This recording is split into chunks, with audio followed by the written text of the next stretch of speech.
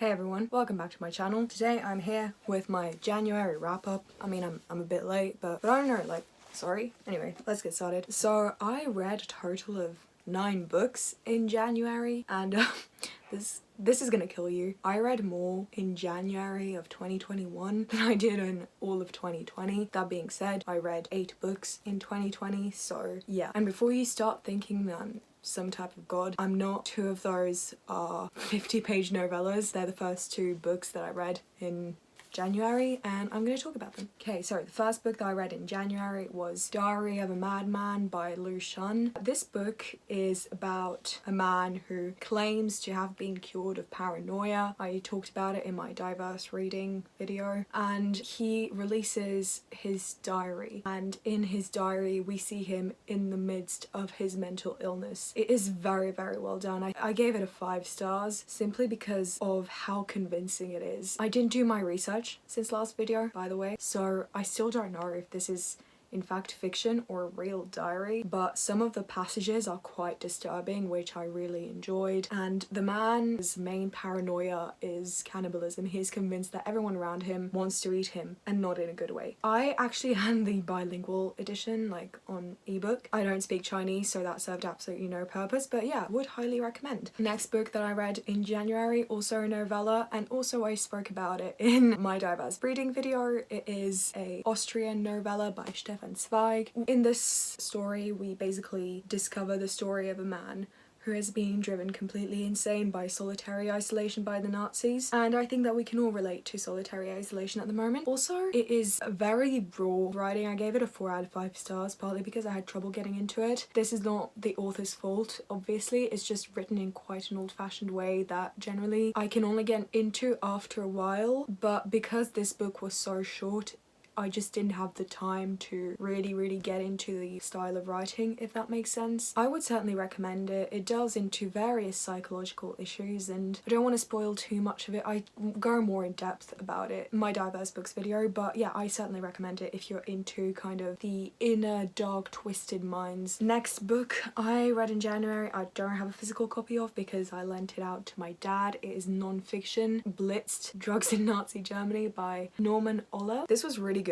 I gave it a 3 out of 5 stars. The beginning was excellent. We basically learn about how soldiers were drugged to achieve peak performance and stay awake for multiple days, and we also learn about Hitler's drug use himself. Now, fun fact, Hitler condoned adultery, he was a meth head, a junkie, he also got like pig fat, some sort of animal hormone like injected into his body. Like, he was a mess, and it's very interesting to see it that way because it really makes you rethink history entirely. At the end you learn how basically Hitler no longer had access to these drugs because of war, and that really makes you think about the way things ended. I mean, he was suffering from the effects of withdrawal from multiple drugs, which was really interesting to read about. We also learn about his completely fucking insane doctor who was literally the person that he trusted the most. He conducted the injections, and things end badly for everyone. It's just fantastic. Now, the reason I only gave, well, only 3 stars is a good rating, but the reason this is a 3 star and not a 4 or 5 star is because I really think that the author had to meet a word count, in the sense that the entire middle part of the book is just more of the same, and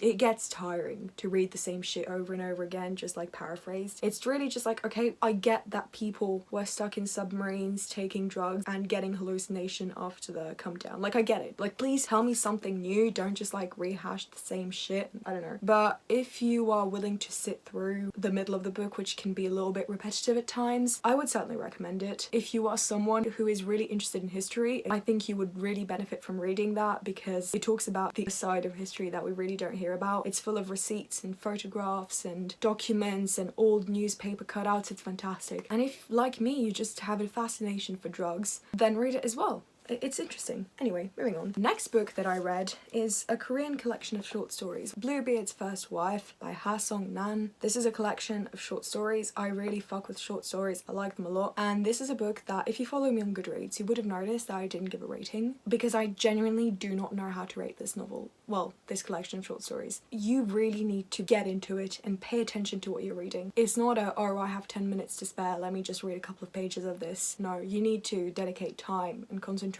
and effort. and then you get the effects. And even then, it's very disturbing. You feel uncomfortable, and it's very off-putting, but at the same time, you don't know as a reader if it's justified for you to feel uncomfortable.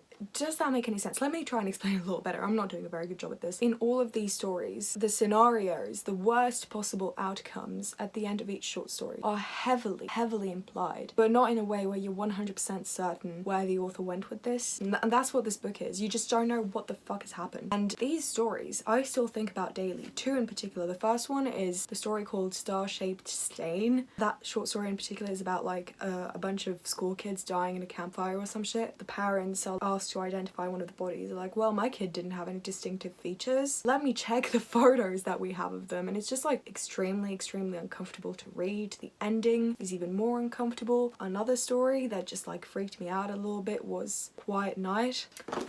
That one was something. Yeah, if you are someone who's got the time to invest in this, I would certainly recommend it, and especially if you like feeling uncomfortable. But if you are someone who likes, you know, reading kind of obvious shit, then no, don't read it. This is very much something you need to think about, something that will sit with you for a while. Though I definitely want to read more of her short stories. I actually bought her other short story collection, which is Flowers of Mold. I think it's in the same kind of style, but if you like kind of slightly creepy, off-putting short stories, then I would certainly recommend it. Next book I read is Red Rising by Piers Brown. It was a reread. I mean, it's just one of those trashy, fun kind of binge reads that you don't need to think about very much. I made a review for it, so I'm not gonna go too far into detail about it. Overall, it was good. I gave it a 4 out of 5 stars, even though realistically it's a 3, but you know, my nostalgia got the better of me. I remember reading this at like 16 years old and really enjoying it and really getting into the whole booktube world. And if you want to hear more of my thoughts, you can watch my review here. Anyway, the next book I read is... it's a new favourite, and this is another book that I rated a little bit unfairly in favour of the book, and it is The Interpreter by Suki Kim. Now, this book is not for everyone. And I'll get into the reasons why I personally liked it so much. The story follows Susie Park, who is a very unlikable, mediocre character. And this is also a work of literary fiction, so this novel very heavily relies on themes and character development rather than plot itself, though there is a very good plot to this as well. So we follow Susie Park, who is the daughter of Korean immigrants, and she has a very bad relationship with her family. So her parents are dead because they've been shot, and she doesn't know who did it, and she can't really rely on her sister to help her find out because her sister hates her, and the police just told them that it was a random shooting, but it turns out that there's a little bit more to it than that. And can I just say, the reason behind the murder is the most incredibly fucked up reason that I never really saw coming. It's not a situation that I ever really thought about, but now that I know that it exists potentially, I'm just like, okay. Now, the reason I like this so much was because of Susie Park, the main character. She's just a fucking mess. She's very clearly got daddy issues. She just bones married 50-year-olds. She is very much a gloomy kind of character who's, you know, got a certain amount of ambition but doesn't have the determination to fulfill. She's very much of a hit or miss main character. But the reason why I liked her so much is because she is everything that I could see myself becoming if I'm not careful. And I don't mean the banging married 50-year-olds part. I mean the fact that, you know, she dropped out of college and then just couldn't hold down a job for a while. She has no friends apart from her former roommate. She's got no drive. She's constantly miserable. She can't sleep. She's just a wreck. And this really touches on the idea of solitude. I feel like this is a situation where a lot of young women especially can find themselves in if they're not careful. But yes, this is a book that I really enjoyed. Realistically, this is a 3-star book, but I gave it a 5-star because of the way that it impacted me. I also really enjoyed the writing. So the next book I read in January is 1984 by George Orwell. Now, I actually made a analysis review video. I don't think it's up by the time you're watching this video. I don't know if I'm gonna upload it. If you guys would be interested in hearing my thoughts on this novel specifically and what I got from it, let me know in the comments. Oh god, I gave this a 3 out of 5 stars just because the experience was just so fucking miserable. I really hated this, and my enjoyment of it is perhaps a 2 out of 5 stars. I hated the characters. I hated how accurate the overall message was. I hated the shitty romance aspect of it, and I enjoyed the writing. That is my experience reading it. Now, the reason I gave it 3 stars is because I recognized the genius behind it. I recognize the fact that it's a masterpiece, but in my opinion it should really be taken as, you know, a political statement rather than a work of literature. Because yes, the writing is beautiful, the prose is fantastic, but god, this was such a fucking miserable experience. I hated it. I hated it so much. I don't know, man. Like, let me know if you want to hear my full thoughts in a video. Just tell me in the comments. Okay, cool. The next book I read in January is Dark Water by Koji Suzuki. Now, I read this because I wanted a distraction from 1984. It was just an overall miserable experience, like I said, so I decided to pick this up. And the reason I picked this up was because I heard the way I heard about it was from watching a documentary about Elisa Lam and her murder. If you're not aware, Elisa Lam was a woman who was murdered in the Cecil Hotel. She was found floating in the water containers, and there's just this really creepy elevator footage of her, and nobody knows. It's like an unsolved murder basically, and a lot of people have said that it was a copycat murder to replicate Dark Water. And so I was under the impression that Dark Water was a novel and that it would have, you know, a beginning, a middle and end with a conclusion, and it didn't, because it's a collection of short stories, and I could have just read the back of this book to find that out. So I've learnt my lesson. So the first short story is the one that is similar to the unsolved case of Elisa Lam, and I will admit that it's genuinely creepy how many similarities there are. Read the first short story and watch the case of Elisa Lam and you will feel slightly creeped out. Now, I gave this a 2 out of 5 stars, not because it was bad, but because I went into it expecting something completely different. These short stories are kind of in the same vein, in my opinion, as Bluebeard's First Wife, just like slightly more hardcore and metal, in the sense where, you know, there are very paranormal aspects to it, but at the same time you don't get a proper conclusion to it. You're not sure whether the main characters are simply paranoid and imagining things, or whether paranormal crazy shit is really taking place. Look, it's good, it's genuinely good, but it's not what I was in the mood for. It's not what I wanted. When I realized I wasn't really enjoying myself, I just left the last short story. I didn't read it because I'm saving it for a time where I'm actually in the mood, because I don't know, I feel like I've just ruined this entire collection for myself. So if I can have one short story that I'm really gonna enjoy, I'm saving it for a time where I know what I'm getting myself into and I know kind of what style this is. And I'm sorry, I haven't even told you, like, that this is a horror. This is a horror collection. I should have probably mentioned that, but you guessed it, right? I mean, murder and shit and like paranormal. And the final book I read in the month of January is a book that took me such a fucking long time to get through. I was actually reading it alongside the other books that I was reading this month, which probably contributed to 1984 being such a fucking horrible experience.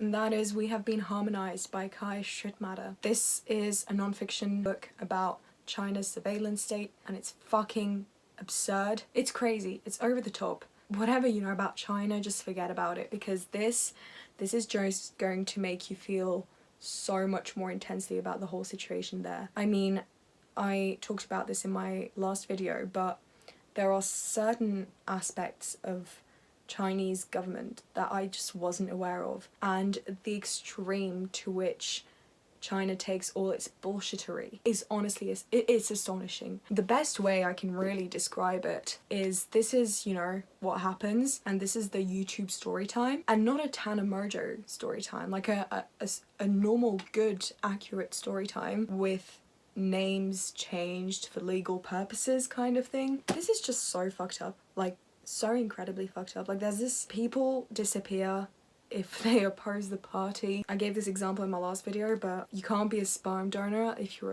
a dissident because dissident genes would be passed on. There's a war on Christmas because West, April Fool's Day is either illegal or like frowned upon because it supposedly encourages the spreading of misinformation. So if you are at all interested in China and just creepy totalitarian governments, I would definitely recommend picking this up. Now, I gave this a 3 out of 5 stars, I think, simply because it was a little bit too much for me to process. It was a lot of information. The author obviously knows his shit. He knows exactly what he's talking about, and it just delved a little bit too deep as opposed to what I was expecting. I wasn't expecting that much detail, that much information, that much history. I kind of wanted an introduction to just specifically the surveillance state, and instead I got just a very well-rounded history of China. This is obviously very good. Again, an unfair rating, but It's based on my experience, so I don't give a fuck. If you look at it on its own, I think it might even deserve a 5-star, but my experience of it at least was a 3.5 stars, I would say. Alright guys, those are all the books that I read in January. Let me know what you fucking read in January, bitch. I want to know. And also, let me know what you want to read in like February, because I need recommendations, so please let me know what you're reading down below. Follow me on social media if you don't already. My Instagram, my Twitter, my Goodreads will be down below. If you want to watch more videos, it will be like right there somewhere. If you want to subscribe there. You can like click the bell and shit, I don't know. Yeah, other than that, I will see you guys soon with another video. Bye!